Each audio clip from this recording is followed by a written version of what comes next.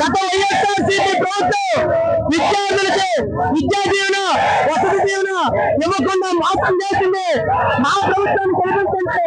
మా ప్రభుత్వం అధికారంలోకి వచ్చిన వెంటనే ప్రతి ఒక్క విద్యార్థికి స్కాలర్షిప్ రిలీజ్ చేస్తామని చెప్పినటువంటి ప్రభుత్వం సంవత్సరం గడుస్తున్న ఒక్క పైసా కూడా డిగ్రీ ఇంజనీరింగ్ చదువుతున్నటువంటి విద్యార్థులకు స్కాలర్షిప్ లేదు.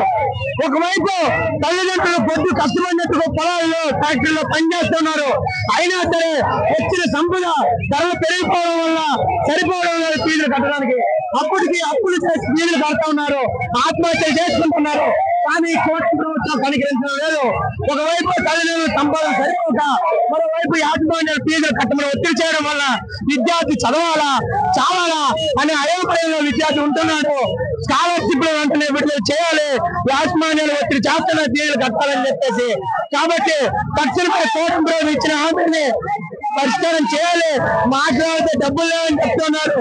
కార్పొరేట్లకి 50 ఎకరాల భూములు సేకరించి వాళ్ళు ఫ్యాక్టరీలు పెడతామంటే కోట్ల రూపాయలు ఆదాయానికి అంబానీలకు ఇస్తున్నటువంటి కూటమి ప్రభుత్వానికి స్కాలర్షిప్ ఇవ్వడానికి మీ దగ్గర డబ్బులు లేవా అని చెప్పి మేము ప్రశ్నిస్తా ఉన్నాం. ఒకవైపు మహిళలకు ఫ్రీ బస్ ఇచ్చారు, మహిళలకు ఫ్రీ బస్ ఇవ్వడానికి మేము వ్యతిరేకించడం లేదు.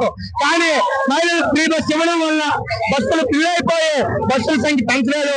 బస్సుల సంఖ్య పెంచకుండా మహిళలకు ఫ్రీ బస్ ఇవ్వడం అనేది 100కి 100 విద్యార్థులకు అన్యాయం చేయడమే. దీనివల్ల విద్యార్థులకు బస్సులు సరిపోవడం లేదు, విద్యార్థులు బస్సులు ఆపడం లేదు. 9-10 గంటలు రావాల్సిన విద్యార్థి కాలేజీకి 12 గంటలకి 1 గంటకు వస్తున్నాడు.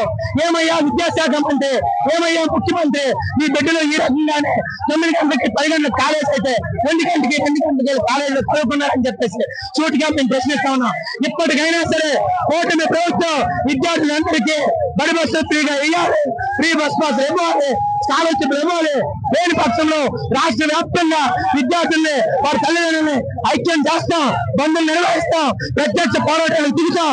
దాని తర్వాత పర్యావరణ ఏం జరిగినా సరే ఈ రాష్ట్ర ప్రభుత్వం, ఈ విద్యాశాఖ మంత్రి, ఈ ముఖ్యమంత్రి వహించవలసి ఉంటుందని చెప్పేసి మీరే ముఖ్యంగా జారీ చేస్తా ఉన్నాం. తెలుగులో ఫాస్టెస్ట్ న్యూస్ ఇప్పుడు కొత్త అవతారంలో 5 సెకండ్లోనే పూర్తి వార్తా సమాచారం మీ చేతిలో. సోషల్ మీడియా ట్రెండ్స్ మీ కళ్ళ ముందుకే live TV and voice search options తో ఇప్పుడే డౌన్లోడ్ చేయండి. యాప్ లింక్ డిస్క్రిప్షన్ లో ఉంది.